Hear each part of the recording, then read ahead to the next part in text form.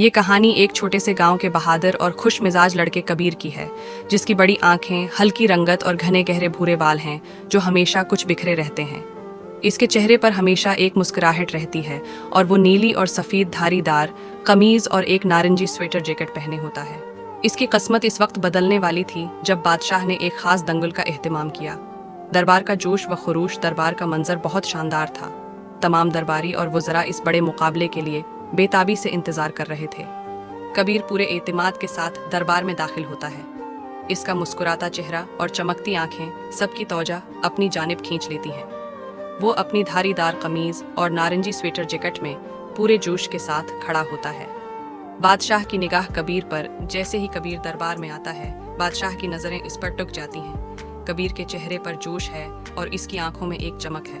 बादशाह बड़े गौर से कबीर को देखता है, जैसे वो जानना चाहता हो कि कबीर में क्या खास बात है। नकारा बज उठता है। मुकाबले की शुरुआत के लिए बड़े नकारे बजने लगते हैं। कबीर के चेहरे पर एतमाद झलकता है।